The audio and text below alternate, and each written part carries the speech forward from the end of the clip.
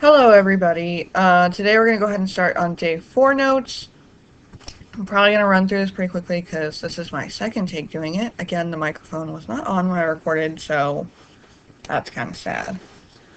But let's go ahead and get started. So we talked about multi-step, and today we're going to talk about those special cases. So really with equations, there's 3 kind of answers you can have. One solution where you just get that number, what variable equals. No solution where there's no value for the variable that would ever make that equation a true statement. An infinite solution where anything could work for the variable because it would always make it a true statement. We're going to talk about what those look like and how to solve them and how to determine what kind of solution it has. Alright, so let's go ahead and get started. So, like any normal equation, we're going to go ahead and start with those 3 steps. We're going to do distributing first, combining, and then we'll start moving variable terms to the other side. Well, I guess it's 4 steps. And then solve it using StatMeg.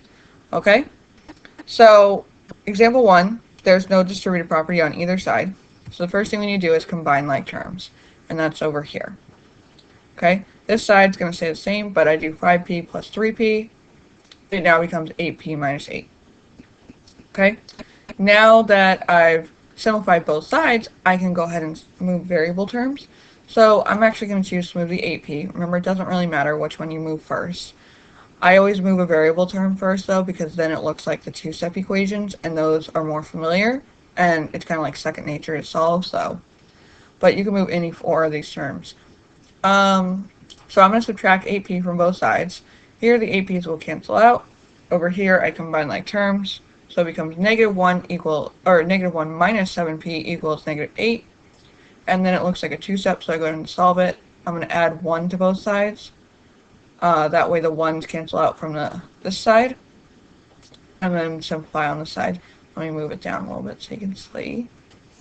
So I get -7p equals -7, sorry. So now I can just go ahead and divide by -7, and I get p equals 1. So this is an example of one solution, where you get the value of the variable. Okay, and this is the most common thing you're going to see, so it's pretty much what we've already been doing. Step builder notation, like normal, just write it with the variable, a line, and then your answer, and some braces around it. Okay? Example 2 is a little different, though. Very first thing we need to do is distribute this. Okay? So we got to do this first. So I distribute the -4 to the 1 and to the -6a. This side's going to stay the same, so it's 24a minus 22 equals -4 plus 24a. So now that both sides are simplified, I go ahead and move the variable. So I'm going to move this one. I'm going to subtract 24a from both sides. On this side, it cancels out, so I'm left with -4. But on this side, 24a minus 24a, it also cancels out the variable term, and I'm left with -22. Now here's where it's one of those special cases. All the variables are gone. And what happened was, I was left with a false statement. -22 does not equal -4. Okay? When you have canceled out all your variable terms, and you're left with something that's not true, like this, that means you have no solutions. There is no value that you can plug in for a in this equation that would simplify to make those 2 sides equal to each other. Okay? Normally, you probably just write no solution. However, this problem asks for a step builder notation. Step builder notation, though, because we don't have like a set of solutions, we don't have any solutions, we can't really fill it in the normal way. We still want to use the braces because that determines our set, but what we do is we just leave it empty. There's nothing we can put in there because there's nothing that a can be equal to. Okay? So no solution is just an empty set like this. Alright, put nothing in there. Okay, and then example 3, here's a hint. You might already know what the answer could be because we've already done 2 of them. But we're just going to go ahead and solve it like normal again. This one, we actually have to distribute on this side, and then this side we have to combine like terms. So we have to take care of all that first before we start. So I'm going to take care of this side first and distribute the -2. So that side actually becomes -2x minus 4. And then on this side, it's -4x minus 4 plus 2. I'm going to combine my like terms of -4x and 2x. and I get negative 2x minus 4 on that side as well. Notice how the two sides are completely identical, okay? That might save you time if you recognize that early on. However, if you don't, it's okay, we're going to keep going. So our goal is still to get all the variables on one side and solve for the x. So I'm going to go ahead and add 2x to this side to try to cancel this one out. And because I'm doing it to one side, I have to do it to the other side.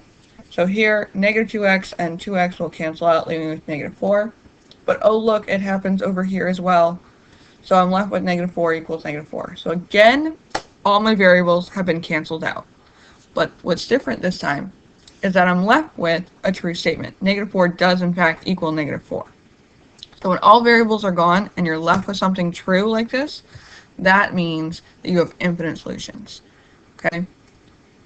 Meaning, if you plug in any value for x, it will always come out to be simplified on both sides and equal. So it'll always come out to be a true statement.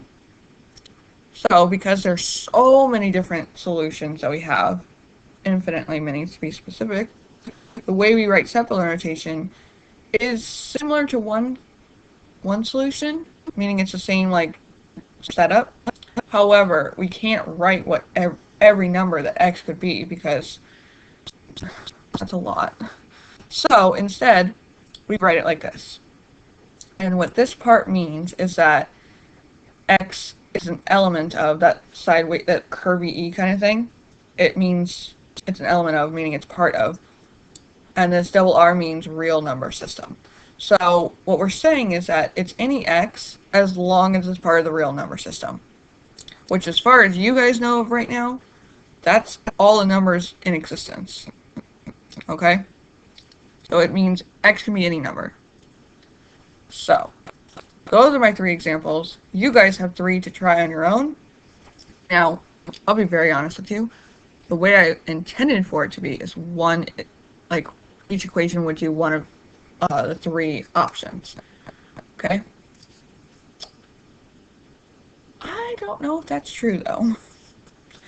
That might have been my intention, but I don't know if it worked out. So, don't walk into this thinking that one's, like, if you got no solution, infinite solution for A and B, then C has to be one solution. There could be a double somewhere. Just because that would be my luck. But, go ahead and give it a try. No expectations of where things should be. Okay? If you have any questions, write them down. We will go over these 3 next class. And that's all I got for you. Okay? I still don't have a great outro yet, so I'm just going to say goodbye. Have a good weekend, and I'll see you later. Bye-bye.